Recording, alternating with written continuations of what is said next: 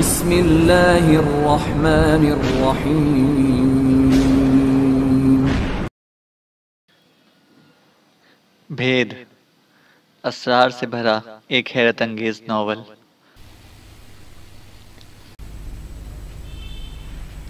ہوا یوں کہ ایک عذاب بریدہ کتا ڈاکٹر مارکوس کی تجربہ گاہ سے بھاگ نکلا اور ڈاکٹر مارکوس کے ظالمانہ تجربات کا جیتا جاگتا ثبوت لوگوں کو مل گیا۔ اسی اخبار نویس کا ماموں یا چچا ایک کثیر الاشاعت روزنامے کا ایڈیٹر تھا۔ چنانچہ اس نے ڈاکٹر مارکوس اور اس کے تجربات کے متعلق ایک اشتعال انگیز اداریہ لکھا، اور یہ کوئی نئی بات نہ تھی۔ شروع سے ہی کم عقل جذباتی لوگوں، سائنسدانوں اور ان کے تجربات کی مخالفت کرتے آئے ہیں، لیکن ایڈیٹر نے اپنے بھتیجے کے چشم دید واقعات بیان کرنے کے بعد لکھا کہ ڈاکٹر مارکوس کے تجربات اتنے ظالمانہ اور انسانیت سوز تھے کہ کوئی بھی انہیں برداشت نہیں کر سکتا۔ ثبوت کے طور پر اس نے عذاب بریدہ کتے کا واقعہ پیش کیا جو ڈاکٹر مارکوس کی تجربہ گاہ سے بھاگ نکلا تھا اور جس پر مارکوس تجربہ کر رہا تھا۔ نتیجہ اس کا یہ ہوا کہ پورے ملک میں مارکوس کے خلاف غم و غصے کی ایک لہر دوڑ گئی۔ اگر مارکوس اپنے تجربات سے دستبردار ہو جاتا تو شاید یہ طوفان تھم جاتا، لیکن اس نے وطن چھوڑنا قبول کر لیا۔ یہ نہ قبول کیا کہ اپنے تجربات کو نامکمل چھوڑ دے۔ اس کے ملک سے رخصت ہونے کے بعد سے آج تک کسی کو اس کا کوئی پتہ نہ چلا کہ وہ کہاں گیا، اور مجھے یقین ہو گیا کہ وہ وکرم بھاٹیہ کا سفید بالوں والا ساتھی وہی جلا وطن ڈاکٹر مارکوس ہے، اور میں نے سمجھ لیا کہ تیندوے اور دوسرے جانور کا جو یہاں لائے گئے ہیں کیا حشر ہوگا۔ عین اسی وقت ایک عجیب سی بو میری ناک میں داخل ہو کر تیر کی طرح دماغ میں جا لگی۔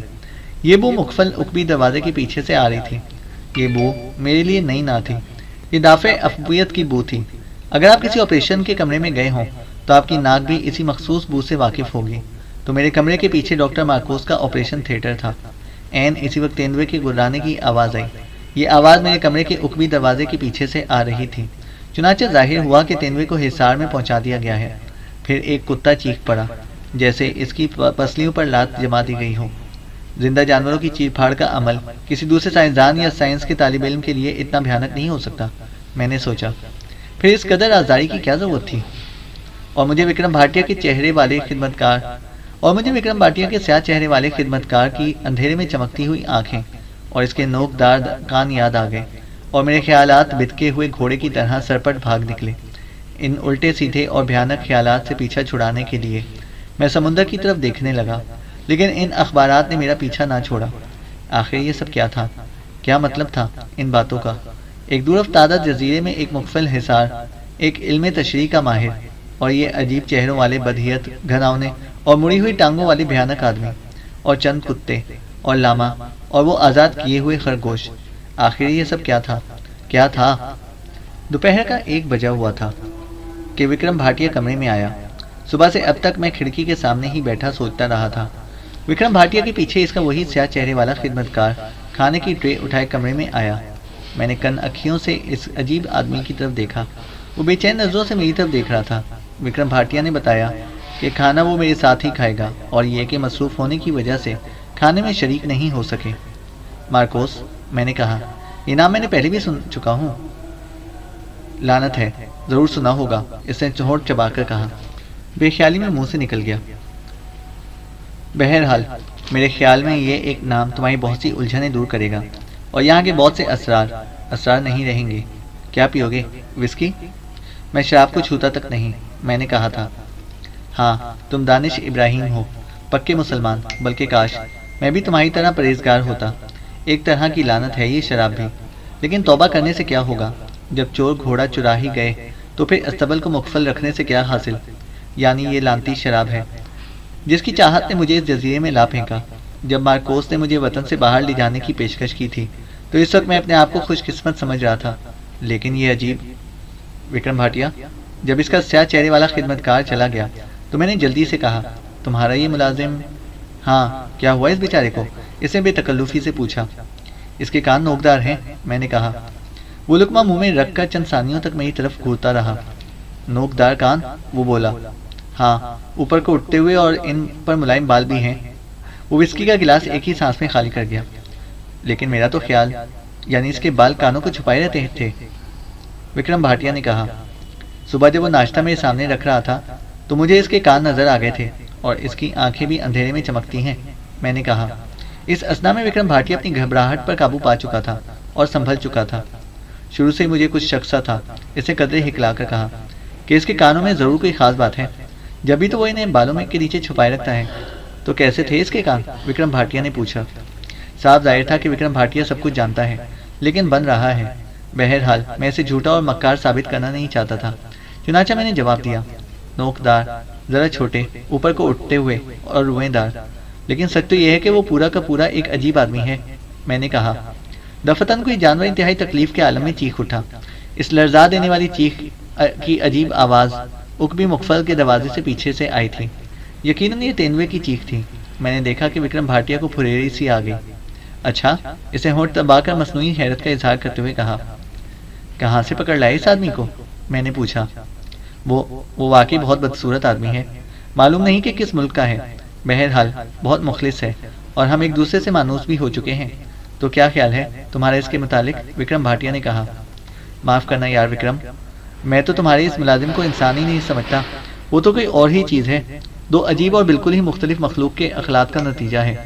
میں وہمی اور ڈرپوک نہیں ہوں، لیکن یہ حقیقت ہے کہ جب وہ میرے قریب ہوتا ہے تو ایک طرح کا خوف میرے دل پر مسلط ہو جاتا ہے، جیسے مجھے کسی کو خواہ درندے کے سامنے چھوڑ دیا گیا ہو، اور تمہارا یہ ملازم کسی درندے سے مشابہ ہے، جیسے ایک جانور کے آزاد دوسرے جانور کے جسم سے جوڑ دیے ہوں۔ مجسم شیطان ہے وہ، میں کہتا چلا گیا۔ اوہ، اس کا تو مجھے کبھی خیال ہی نہ آیا۔ وکرم بھاٹیا نے لقمہ نگل گیا۔ معلوم ہوتا ہے جہاز کا کپتان اور دوسرے ملاحوں نے شاید تمہاری طرح ہی محسوس کیا تھا، اور اس لیے انہیں میرے ملازم سے بھی نفرت ہو گئی تھی۔ وکرم بھاٹیا بولا۔ تیندوا پھر چیخا، اور اس دفعہ میں اس بری طرح اچھل پڑا۔ یوں معلوم ہوتا تھا جیسے کوئی اذیت پہنچا رہا ہو، سخت اذیت۔ وکرم بھاٹیا نے جھرجھری سی لی اور زیر لب ایک گالی بک دی۔ میں سوچ رہا تھا کہ جب ہماری کشتیاں ساحل کی طرف بڑھ رہی تھیں تو وہاں منتظر کھڑے ہوئے عجیب الخلقت دو پائے کے متعلق پوچھ کر اور وکرم بھاٹیا کو گھیر کر اس سے اگلوا لوں۔ ابھی میں بات شروع کرنے کے متعلق سوچ ہی رہا تھا کہ تیندوا پھر چیخا اور چند منٹوں تک چیختا رہا۔ اور تمہارے وہ ملاح اور کنارے پر منتظر کھڑا ہوا آدمی؟ میں نے کہا۔ کس نسل سے ہیں یہ لوگ؟ بہت اچھے آدمی ہیں، وکرم بھاٹیا نے بھویں کو سکیڑ کر بے خیالی میں کہا۔ تیندوا پھر چیخا، اور یہ چیخ پچھلی ساری چیخوں سے بھیانک تھی۔ وکرم بھاٹیا خالی خالی نظروں سے میری طرف چند ثانیوں تک دیکھتا رہا، پھر وسکی کا ایک جام چڑھایا اور موضوع بدل کر دوسری باتیں کرنے لگا۔ پہلے اس نے شراب کے نقصانات گنائے، پھر کہا، میں اس مشروب کے نقصانات سے واقف ہونے کے باوجود اسے ترک نہیں کر سکتا، اور پھر اس نے بڑے جوش سے کہا، اگر وہ نہیں ہوتا تو میں کبھی کا مر چکا ہوتا، چنانچہ اس نے مجھے حیات نو بخشی تھی، وغیرہ۔ میں بیچ میں ہوں، ہاں کرتا رہا، اور اس طرح کانا ختم ہوا۔ وکرم بھاٹیا کا سیاہ چہرے اور نوکدار کانوں والا ملازم کمرے میں داخل ہوا اور ٹرے اٹھا کر عجیب نظروں سے میری طرف دیکھتا ہوا چلا گیا۔ وکرم بھاٹیا بھی اس کے پیچھے کمرے سے نکل گیا۔ تیندوا جس کے اعضاء کی شاید قطع و برید کی جا رہی تھی، مسلسل چیخ رہا تھا۔ دوپہر ڈھلتے ڈھلتے ان چیخوں میں شدت پیدا ہو گئی۔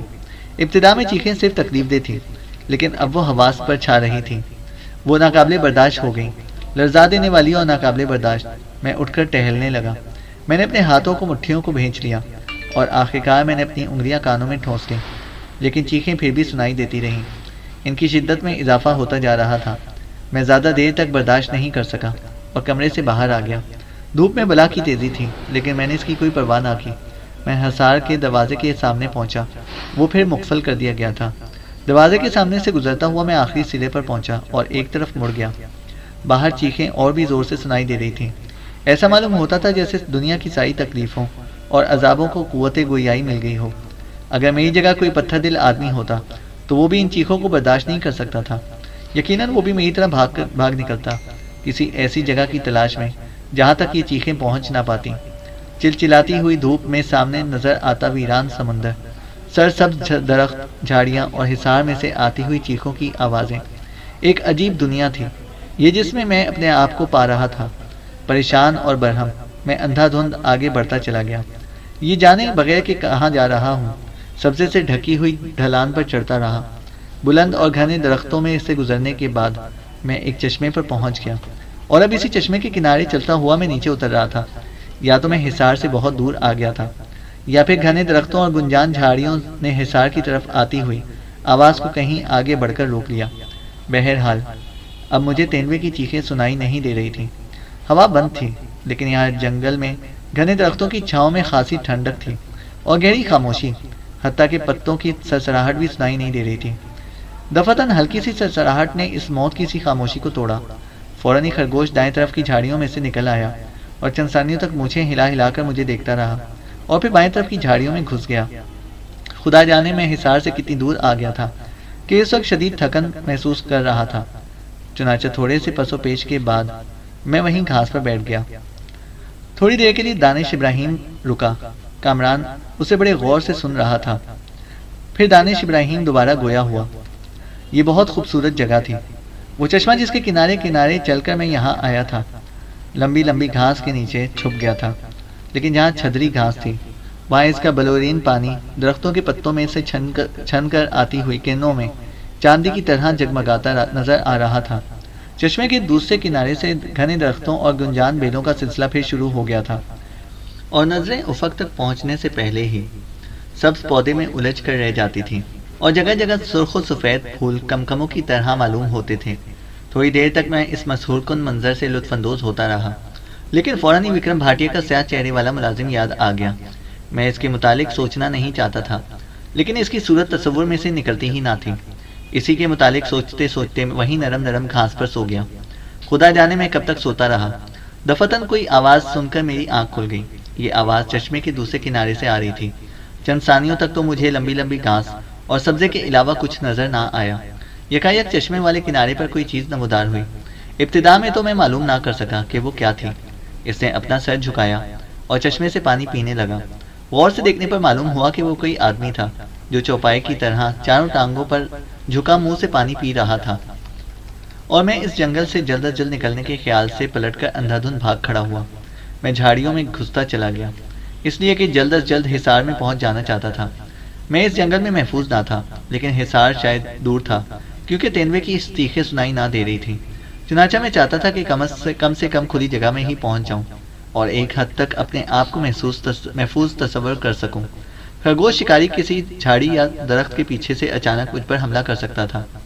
میں بھاگا چلا جا رہا تھا کہ درختوں اور جھاڑیوں کے بیچ میں چھوٹی سی کھلی جگہ دیکھ کر رک گیا۔ اگر میں یوں نہ رک جاتا تو میرا دوسرا قدم مجھے اس کھلی جگہ میں پہنچا دیتا، اور پھر خدا جانے کیا ہوتا۔ کسی زلزلے یا طوفان باد و باران سے بہت سے درختوں کے گر جانے کی وجہ سے جنگل کے بیچ میں یہ چھوٹا سا گھاس کا خطہ پیدا ہو گیا تھا۔ اس خطے کے دوسرے کنارے سے پھر گھنا جنگل شروع ہو جاتا تھا اور جزیرے کے انتہائی سرے تک چلا گیا تھا۔ اس کھلی جگہ میں عین میرے سامنے گرے ہوئے درخت کے ایک تنے پر 3 آدمی بیٹھے تھے۔ وہ میری موجودگی سے بے خبر تھے۔ یہ بھی نیم حیوان اور نیم انسان تھے۔ حیران ہوں کہ اس جزیرے کے ان عجیب الخلقت باشندوں کو کیا کہوں، جو انسان تھے نہ حیوان۔ ان میں سے ایک عورت معلوم ہوتی تھی، اور مرد کی کمر کے گرد بندھی ہوئی کپڑے کی پتلی پٹی کے علاوہ ان کے بدن پر دوسرا لباس نہ تھا، اور میں نے حیرت سے دیکھا کہ ان کی جلد کی رنگت زردی مائل بادامی تھی۔ پہلے کبھی میں نے کسی کی جلد کا ایسا رنگ نہ دیکھا تھا۔ ان کے چہرے بے ڈھنگے اور چربی دار تھے۔ ان کی تھوڑیاں نہ تھیں، پیشانی اندر کی طرف دھنسی ہوئی تھی، اور سر پر سور کے سخت اور چھوٹے چھوٹے سے بال تھے۔ ان میں سے ایک اپنے دونوں ساتھیوں کو کچھ کہہ رہا تھا، اور دوسرے وہ ایسی دلچسپی سے ان کی باتیں سن رہے تھے کہ میرے پیروں کی چاپ اور جھاڑیوں کی سرسراہٹ نہ سن سکے، یا اگر سنی بھی ہوگی تو انہوں نے اس طرف کوئی دھیان نہیں دیا ہوگا۔ وہ اپنے سر اور کندھے دائیں بائیں جھلا رہے تھے، جیسے انہیں وجد سا آ گیا ہو۔ بولنے والی آواز گہری کھردری اور رکت آمیز تھی، حالانکہ میں اس کی آواز صاف طور سے سن سکتا تھا، لیکن سمجھ نہ سکا کہ وہ کیا کہہ رہا تھا۔ یکایک اس کی آواز باریک اور لہجہ تیز ہو گیا، اور وہ دونوں ہاتھ پھیلا کر کھڑا ہو گیا۔ اس کے ساتھ ہی اس کے دونوں ساتھی بھی اٹھ کھڑے ہوئے۔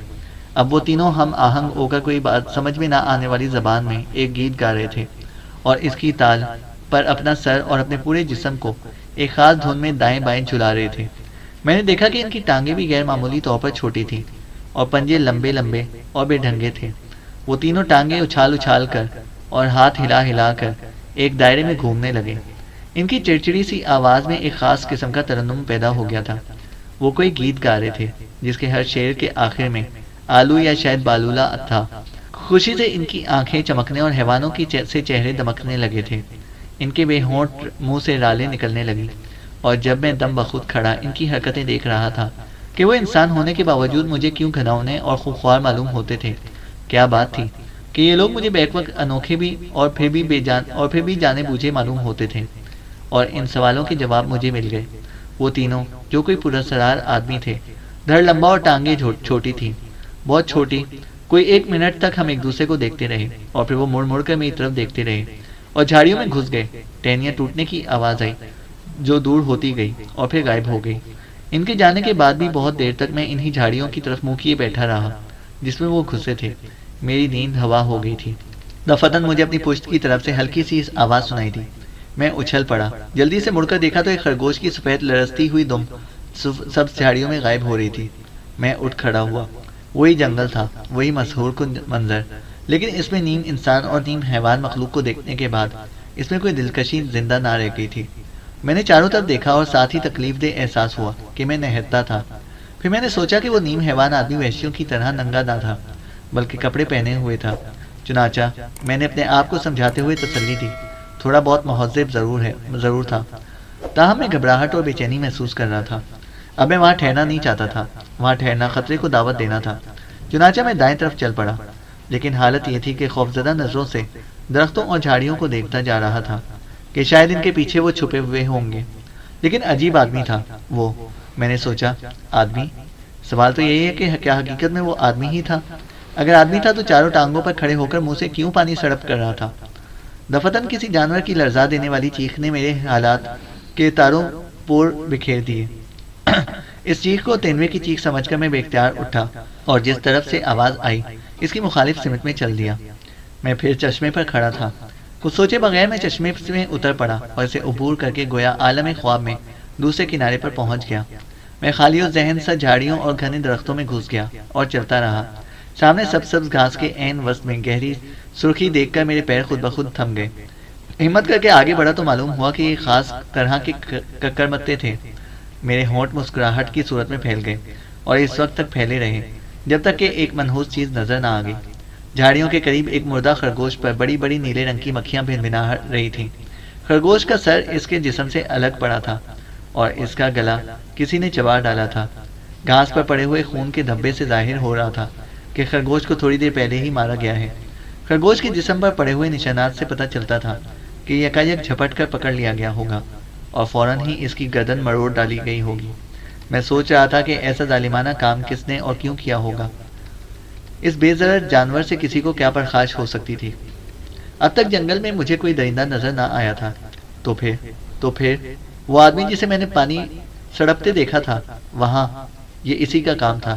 اس کا چہرہ غیر انسانی تھا، کسی درندے جیسے حیوان صرف آدمیوں میں اکیلا اور نہتا تھا، اور وہ جھاڑیوں جیسے روپ بدلنے لگے۔ میرا تصور انہیں عجیب بھیانک شکلوں میں دیکھنے لگا۔ درختوں اور پودوں کے سائے بھی کچھ نظر آنے لگے۔ ہلکی سی سرسراہٹ کی آواز بھی بھیانک بن گئی اور نظر نہ آنے والے افرید کی خونی آنکھیں مجھے گھورنے لگیں، اور میں اس جنگل سے جلد از جلد نکلنے کے خیال سے پلٹ کر اندھا دھند بھاگا۔ میں جھاڑیوں میں گھستا چلا گیا۔ اس کے لیے جلد از جلد حصار شاید دور تھا، کیونکہ تینوے کی چیخیں سنائی نہیں دے رہی تھی۔ میں چاہتا تھا کہ کم از کم کھلی جگہ میں ہی پہنچ جاؤں اور ایک حد تک اپنے آپ کو محفوظ تصور کر سکوں۔ خرگوش شکاری کسی جھاڑی یا درخت کے پیچھے سے اچانک مجھ پر حملہ کر سکتا تھا۔ وہ تینوں پراسرار جنگلی ناچ رہے تھے، بظاہر انسان معلوم ہوتے تھے، یعنی ہماری طرح دونوں ٹانگوں پر چلتے، لیکن ان کے چہرے، ان کے ہاتھ اور ان کی حرکتیں کسی جانور سے حیرت انگیز مشابہت رکھتی تھی، حتیٰ کہ ان کی آوازیں بھی کسی جانور کی سی تھی۔ میں غور سے اس کی طرف دیکھتا رہا اور اب معلوم ہوا کہ کیا بات تھی۔ ہر چند کے وہ 2 ٹانگوں پر کھڑے تھے، ہر چند کے ان کے جسم کی ساخت انسانوں کے جسم کی بے ڈھنگی نقل تھی، لیکن وہ تینوں جنگلی سور سے مشابہ تھے۔ اس حقیقت کے انکشاف نے مجھ پر سکتہ طاری کر دیا۔ وہ تینوں جو وحشیوں کی طرح ناچ رہے تھے، سور نما آدمی تھے۔ سمجھ میں نہیں آتا تھا کہ انہیں اور کیا کہوں۔ ویسے ہی توتنیاں اور بدن پر ویسے ہی ناپاک سخت بال۔ وہ تینوں میری موجودگی سے بے خبر ناچتے رہے۔ دفتن ان میں سے ایک نے ہوا میں چھلانگ لگائی، پھر دوسرے اور تیسرے نے اس کی تقلید کی، اور اب وہ دیوانوں کی طرح چھلانگیں لگا کر عجیب آواز میں غرر غرر کر رہے تھے۔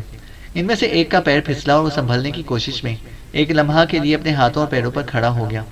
حالانکہ وہ جلدی سے اٹھ کر ناچنے لگا تھا، لیکن اس ایک لمحے میں ہی میں نے دیکھ لیا کہ وہ سور تھا، ہو بہو سور جیسا۔ مجھے ٹھنڈے پسینے چھوٹنے لگے اور خاموشی سے پلٹ کر چل دیا۔ میں بڑی احتیاط سے چل رہا تھا، لیکن پھر بھی وہ خشک پتے میرے پیروں تلے دب کر ہلکی سی آواز دے اٹھتے اور میں پلٹ کر پیچھے دیکھنے لگتا۔ کہ وہ تینوں میرا پیچھا تو نہیں کر رہے، اور اس کھلی جگہ سے کافی دور نکل جانے کے بعد میرے خوف میں ذرا کمی واقع ہوئی، اور اب میں قدر اطمینان اور بے خوفی سے جھاڑیوں کو ہٹاتا ہوا آگے بڑھتا رہا۔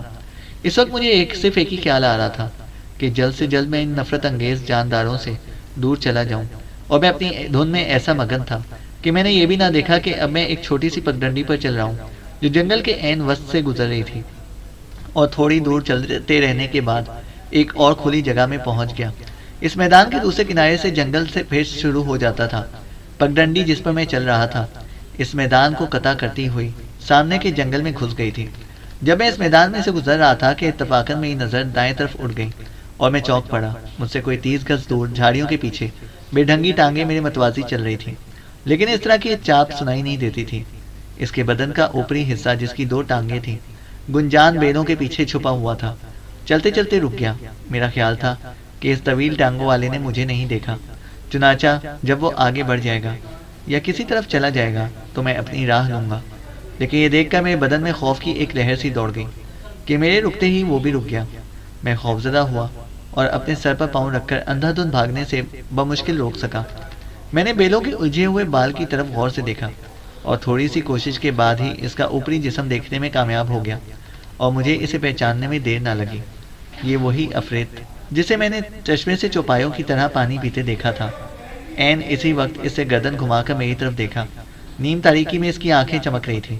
اس کی آنکھیں زبردست روشنی سے منور تھیں۔ اس نے فوراً میری طرف سے منہ پھیر لیا۔ ایک ثانیہ تک وہ اپنی جگہ پر کھڑا رہا اور پھر بیلوں کو گھسیٹتا اور جھاڑیوں کو کچلتا ہوا بھاگا۔ اب میں اسے دیکھ نہیں سکتا تھا، لیکن محسوس کر رہا تھا کہ وہ کہیں قریب ہی چھپا مجھے دیکھ رہا ہے۔ لیکن وہ ہے کون؟ میں نے دل ہی دل میں سوچا، اور وہ میرے ساتھ کیوں چل رہا ہے؟ اس سوال کا جواب ایسا بھیانک ملا کہ میں کانپ گیا۔ میں نہتا تھا، ایک معمولی لکڑی بھی میرے پاس نہ تھی، پھر اس سے بچنے کے لیے اندھا دھند بھاگنا بھی حماقت تھی۔ بہت ممکن ہے اس طرح میں کسی دوسری مصیبت میں پھنس جاؤں۔ بہرحال ایک بات تو صاف تھی کہ وہ حیوان ہو یا انسان یا کوئی بھوت، اس میں مجھے پر حملہ کرنے کی ہمت نہ تھی۔ اگر ہوتی تو وہ مجھ پر حملہ کر چکا ہوتا۔ چنانچہ اسی خیال سے اپنی ہمت بندھا کر میں اس طرف چل پڑا جس طرف وہ عین قریب گیا تھا۔ میں اس کے سامنے اپنے اس خوف کا اظہار نہ کرنا چاہتا تھا جو میری ریڑھ کی ہڈی میں ٹھنڈک کی لہر دوڑا رہا تھا۔ ہو سکتا ہے کہ مجھے خوفزدہ دیکھ کر وہ حملہ کرنے کی ہمت کر بیٹھے، اور یہی ایک خیال تھا جس نے میرا رخ اس کی طرف پھیر دیا تھا جس طرف کہ وہ گیا تھا۔ میں بیلوں سے الجھتا اور جھاڑیوں میں پھنستا ظاہر بڑی دلیری سے آگے بڑھ رہا تھا، لیکن دل کا خدا ہی حافظ تھا۔ اور پھر میں نے اسے دیکھ لیا۔ وہ مجھ سے کوئی 20 گز دور کھڑا میری طرف دیکھ رہا تھا۔ ہمت کر کے میں چند قدم اور اس کی طرف بڑھا۔ کون ہو تم؟ میں نے پوچھا۔ اس نے مجھ سے نظریں ملانے کی کوشش کی۔ کوئی نہیں، اس نے جواب دیا اور چھلانگیں مارتا ہوا بھاگا۔ کچھ دور تک بھاگتے رہنے کے بعد اسے پلٹ کر میری طرف دیکھا۔ اس کی آنکھیں تاروں کی طرح چمک رہی تھیں، حالانکہ میرا دل جیسے اچھل کر حلق میں پھنس گیا تھا۔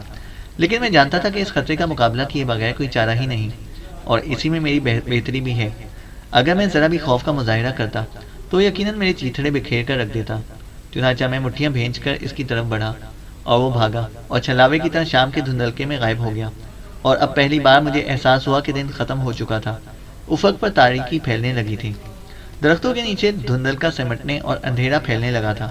ایک تنہا مکھی میرے سر پر بھن بھنا رہی تھی۔ اس جنگل میں تو رات گزار نہیں سکتا تھا، یہ خودکشی کے مترادف تھا۔ یہ بھوتوں کا جنگل تھا، ان بھوتوں کا جو پل بھر میں ٹکڑے کر سکتے تھے۔ حصار ہر چند کے دارالعقوبت تھا، لیکن پورے جزیرے میں وہی ایک جگہ تھی جہاں میں محفوظ تھا۔ چنانچہ ان جھاڑیوں کی طرف جن کے پیچھے وہ چھلاوا غائب ہوا تھا دیکھے بغیر اپنے خیال میں اسی راستے پر چل پڑا کہ جس سے یہاں تک آیا تھا۔ میں جلد از جلد چشمے تک پہنچ جانا چاہتا تھا، وہاں سے میں بڑی آسانی سے حصار تک پہنچ سکتا تھا۔ جزیرے میں وہ میرا پہلا دن تھا، اور ایک دن میں بلکہ آخری چند گھنٹوں میں میں نے ایسی عجیب و غریب چیزیں دیکھی تھیں جو میں نے کبھی خواب میں بھی نہ دیکھی ہوں گی، اور میرے لیے وہ ایک پریشان خواب ہی تھا۔ تھوڑی دور چلنے کے بعد میں نے اپنے آپ کو چھوٹے سے ہموار میدان میں پایا۔ یہاں درخت چھوٹے چھوٹے تھے اور آسمان نظر آ رہا تھا۔ اندھیرا اتر چکا تھا اور آسمان پر تارے ایک ایک کر کے روشن ہونے لگے تھے۔ درخت اور جھاڑیاں جو دن کی روشنی میں گہری سبز تھیں اب سیاہ پراسرار نظر آ رہی تھیں۔ میں آگے بڑھا، درخت بھوتوں کے سائے اور جھاڑیاں الجھے ہوئے بالوں والی چڑیلیں نظر آنے لگیں۔ جیسے جیسے میں آگے بڑھ رہا تھا درخت چھوٹے چھوٹے اور جھاڑیاں گنجان ہوتی جا رہی تھیں۔ پھر میں ایک ریتیلے میدان سے گزر پڑا۔ وہاں عجیب پیلی پیلی اور نرم ریت تھی، وہ شاید گندھک کا برادہ تھا۔ اس گندھک کے میدان سے گزرنے کے بعد میں پھر گنجان جھاڑیوں میں تھا۔ کہ دفتن مجھے اپنے دائیں طرف سے کوئی آواز سنائی دی۔ میں رک گیا۔ کیا کوئی آواز آ رہی تھی یا شاید میرا کوئی وہم تھا؟ میں پھر چلنے لگا۔ آواز پھر سنائی دی۔ میں رک گیا۔ آواز بھی رک گئی۔ چنانچہ میں اس آواز کو اپنے پیروں کی ہی چاپ سمجھا، لیکن احتیاط میں جھاڑیوں سے ذرا ہٹ کر چلنے لگا اور 10 قدم کے بعد اچانک پیچھے گھوم جاتا تاکہ اگر کوئی میرا پیچھا کر رہا ہو تو اس سے دیکھ لوں، لیکن وہاں کوئی نہ تھا۔ اس کے باوجود میری چھٹی حس مجھے اپنے قریب ہی کسی ہستی کی موجودگی کا احساس دلا رہی تھی۔ اب میں اپنی رفتار تیز کر دی تھی۔ تھوڑی دیر بعد ہی میں قدرے بلند مقام سے گزر رہا تھا۔ یہاں پہنچ کر میں دفتن پیچھے گھوما اور اس دفعہ میں نے کچھ اور دیکھا۔ اندھیرے افق کے پس منظر میں مجھے اپنے پیچھے ایک بے ڈول سایہ نظر آیا جو میرے گھومتے ہی جھاڑیوں میں چھپ گیا۔ اب کسی شک و شبے کی گنجائش نہیں تھی۔ وہ چمپئی رنگ کے چہرے والی عفریت میرا پیچھا کر رہی تھی اور اس کے ساتھ ہی ایک دوسری بھیانک حقیقت کا انکشاف ہوا۔ میں راستہ بھول گیا۔ کچھ دور تک میں انتہائی خوف کے عالم میں دیوانوں کی طرح بھاگتا رہا۔ عفریت میرا پیچھا کرتا رہا۔ میرا تعاقب کرنے والا یا تو مجھ پر حملہ کرنے کی جرت نہ رکھتا تھا یا پھر مناسب موقع کا منتظر تھا۔ احتیاط میں جھاڑیوں سے حتی الامکان دور ہی چل رہا تھا اور بار بار گھوم کر پیچھے دیکھ لیتا تھا اور کان لگا کر سنتا اور کوئی آواز نہ سن کر اپنی ڈھارس بندھاتا تاکہ وہ سایہ جو میں نے دیکھا تھا یا تو پیکر خیالی تھا یا میرے تعاقب سے باز آ گیا تھا۔ اور پھر سمندر کا شور سنائی دیا اور میں نے اپنی رفتار تیز کر دی۔ یکایک مجھے اپنے پیچھے ایسی آواز سنائی دی جیسے کوئی ٹھوکر کھا کر گرا ہو۔ میں نے جلدی سے گھوم کر دیکھا، درختوں کے سائے میں ایک دوسرا سایہ حرکت کرتا نظر آیا۔ وہ سایہ فوراً ہی درختوں کے سائے میں گم ہو گیا۔ میں کان لگا کر سننے لگا مگر کوئی آواز نہ آ رہی تھی۔ کوئی بھی تو نہیں، میرا وہم ہے، میں نے دل ہی دل میں سوچا اور اس طرف چل دیا جس طرف سے سمندر کے شور کی آواز آ رہی تھی۔ کوئی 1 منٹ تک چلتے رہنے کے بعد میں گھنے جنگل سے نکل آیا۔ یہاں درخت چھدرے چھدرے تھے اور ایک پتلی سی چٹان سمندر میں دور تک چلی گئی تھی۔ رات خاموش تھی اور آسمان شفاف جگمگاتے ہوئے تاروں کا عکس سمندر کے گدلے پانی میں سے گزر رہا تھا۔ ایک طرف پتھریلے ساحل سمندر کے پانی نے گھس گھس کر بلور کی طرح چمکا دیا تھا۔ مشرقی ساحل حد نظر تک پھیلتا چلا گیا تھا لیکن مغربی ساحل کو ایک اونچی راست نے چھپا لیا تھا۔ اور اب مجھے معلوم ہوا کہ ڈاکٹر مارکوس بندرگاہ اور حصار مغرب کی طرف تھا۔ پیچھے کے جنگل میں سے ٹہنیوں کے ٹوٹنے اور جھاڑیوں کے سرسرانے کی آواز آئی۔ میں نے گھوم کر کالے کالے نظر آتے ہوئے درختوں کی طرف دیکھا۔ مجھے کچھ نظر نہ آیا، یوں کہیے کہ بہت کچھ نظر آیا، کیونکہ تاروں کی روشنی میں مجھے ہر سایہ بھیانک اور خوفناک روپ میں نظر آ رہا تھا۔ کوئی 1 منٹ تک میں درختوں اور جھاڑیوں کے سایوں کو گھورتا ہوا اور انہیں عبور کرنے کے لیے مغرب کی طرف چل دیا۔ اور ابھی میں نے اپنا پہلا قدم اٹھایا کہ ان سایوں میں سے ایک نے جنبش کی اور میرے ساتھ چلنے لگا۔ میرا دل بری طرح دھڑک رہا تھا اور پیر من بھاری ہو رہے تھے۔ تھوڑی دور چلنے کے بعد ہی کھاڑی کا موڑ نظر آیا۔ میں رک گیا۔ میرا تعاقب کرتا ہوا یہ سایہ مجھ سے کوئی 12 گز کے فاصلے پر رک گیا۔ کنارے کے آخری موڑ پر ایک ہلکی سی ٹمٹماتی ہوئی روشنی نظر آ رہی تھی۔ روشنی کا وہ لرزاں نقطہ تقریباً 2 میل کے فاصلے پر ہوگا۔ اس پر پہنچنے کے لیے مجھے پھر جھاڑیوں اور درختوں کے بیچ سے گزرنا تھا۔ اب جو میرا تعاقب کر رہا تھا اسے ذرا صاف طور سے دیکھ سکتا تھا۔ وہ کوئی جانور نہ تھا کیونکہ وہ 2 ٹانگوں پر کھڑا تھا۔ میں نے بولنے کے لیے منہ کھولا لیکن آواز حلق میں اٹک گئی۔ میں نے پھر کوشش کی، کون ہے؟ میری آواز پھٹی ہوئی اور کھردری تھی۔ اس نے کوئی جواب نہیں دیا۔ ہمت کر کے میں نے ایک قدم اس کی طرف بڑھایا اور وہ وہیں کھڑا رہا، البتہ کچھ سمٹ سا گیا۔ پھر میں نے آگے بڑھا اور پتھر سے ٹھوکر کھا کر گرتے گرتے بچا۔ پھر بجلی کی سی تیزی سے ایک خیال میرے ذہن میں کون گیا۔ اپنی نظریں اس سائے پر سے ہٹائے بغیر میں نے جھک کر وہ پتھر اٹھا لیا۔ میرے پتھر اٹھاتے ہی وہ ہوشیار کتے کی طرح اچھل کر اندھیرے کی چادر میں روپوش ہو گیا۔ مجھے یاد آیا کہ بچپن میں جب کتے میرے پیچھے دوڑتے تھے تو میں اپنے رومال کی فلافن بنا کر ایک بڑی سی اینٹ رکھ لیا کرتا تھا اور ان کی طرف پھینکا کرتا تھا، اور اس وقت بھی میں نے یہی کیا تھا۔ اس سے لیس ہو کر میں سامنے نظر آتے ہوئے درختوں کی جھنڈ کی طرف چلا۔ چند منٹوں بعد ہی اس جنگل کے سامنے کھڑا تھا۔ میں اس میں گھستا ہوا ڈر رہا تھا اور میرا یہ ڈر بے جا نہ تھا۔ وہ جو میرا تعاقب کر رہا تھا جھاڑیوں کے پیچھے سے مجھ پر اچانک حملہ کر سکتا تھا، لیکن اس جنگل کو عبور کیے بغیر میں بندرگاہ اور حصار تک بھی نہیں پہنچ سکتا تھا۔ بہت دیر تک اپنی ہمت بندھاتا رہا اور پھر مٹھیاں بھیج کر بھاگتا ہوا اس جنگل میں گھس گیا۔ میں بھاگتا رہا، میری سانس پھول گئی، پیر جواب دینے لگے۔ میں بھاگتا رہا، آخرکار میں اس جنگل سے نکل کر ساحل پر آ گیا اور کوئی دوسرا بھی ٹہنیاں توڑتا اور جھاڑیوں کو پھلانگتا میرے پیچھے ساحل پر آ گیا۔ مارے خوف کے میری حواس گم ہو گئی اور میں ساحل پر بھاگنے لگا۔ بھاگتے ہوئے نرم پیروں کی چاپ میرا پیچھا کر رہی تھی اور مارے خوف کے میرے منہ سے ایک چیخ نکل گئی اور میں نے اپنی رفتار دگنی کر دی۔ सामने आते हुए एक पत्थर के पीछे से ठिगने कदोकामत के 2-4 साए निकले और 2 टांगों पर चौंकते हुए झाड़ियों में घुस गए। किस कदर भयानक घड़ी थी। मैं सुनसान साहिल पर दीवानों की तरह भागा जा रहा था और मौत मेरा ताकुब कर रही थी। इस रात और इस घड़ी को मैं मरते दम तक ना भूल सकूंगा। मैं समुद्र के इतने नजदीक भागा जा रहा था कि समुद्र का पानी बार बार आगे बढ़कर मेरे कदम चूम लेता था। मैं बराबर इसके पैरों की चाप सुन रहा था जो मेरा पीछा कर रहा था, और ये चाप दम बदम मेरे करीब होती जा रही थी। दूर, बहुत दूर टमटमाती हुई रोशनी नजर आ रही थी। रात खामोश और अंधेरी थी और भयानक मौत मेरा पीछा कर रही थी। थप थप मौत के कदमों की चाप करीब से करीब तर होती जा रही थी। अब मेरी सांस फूल रही थी और मेरी रानों में जैसा कि किसी ने शीशा उतार दिया था। वो टमटमाती हुई रोशनी अब काफी दूर थी और मैंने इंतहाई मायूसी के आलम में सोचा कि हिसार तक पहुंचने से पहले ही वो भूत जो मेरा पीछा कर रहा था मुझे दबोच लेगा। और मैंने अपनी जान बचाने की खातिर आखिरी कोशिश की और मैं भागते भागते यकायक रुककर घूमा, और जो मेरे पीछे भागा आ रहा था अपने आप को फौरन ना रोक सका और अपने जोर पर ही भागता हुआ मेरे करीब आ गया।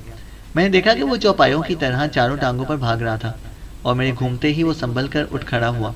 1 मिनट जाया किए बगैर मैंने अपना हाथ जिसमें रुमाल था तेजी से घुमाया और रुमाल के दोनों सिरों को जो मेरी मुट्ठी में थे छोड़ दिए। रुमाल के कोपे में से पत्थर जू करके निकला और अफरेद की दाएं कनपट्टी पर पड़ा। इसकी खोपड़ी टन से बजी और वो अफरेद लुढ़खड़ा कर सीधा मुझ पर आया। मैं तो साहिल पर था और मुंह पानी में। मैं इस स्याह ढेर के करीब रहने की जुर्रत ना कर सका। मैंने खौफजदा नजरों से एक दफा इसकी तरफ देखा। वो बेहोश था, लेकिन खौफ था कि वो बहुत जल्द होश में आ जाएगा क्योंकि इसका चेहरा पानी में था। चुनाचा मैं इस टमटमाती हुई रोशनी की तरफ तेजी से चला जो दूर से नजर आ रही थी, और अभी मैं थोड़ी ही दूर ही चला था कि तेंदुए की चीखें सुनाई दी। इस आवाज से घबराकर मैं भूतों के इस जंगल में घुस पड़ा था, मगर अब यही चीखें मेरे लिए जिंदगी का पैगाम ला रही थी। तेंदुए की वो आवाज जिससे बचने के लिए मैं जजीरे के तिलिस्मात में जा फंसा था, अब मेरे बदन में जिंदगी और तवानाई की लहरें दौड़ा रही थी। किस कदर हैरत अंगेज तजाद था। अब मेरी टांगें बिल्कुल ही जवाब दे गई थी और मैं बेहोश होने के करीब था। आखिर में मैं अपनी कुव्वत समेट कर हिसार की तरफ बढ़ा। चैनल को सब्सक्राइब करें और बेल आइकन को प्रेस करें ताकि हमारी हर अपडेट आपको बर वक्त मिल सके।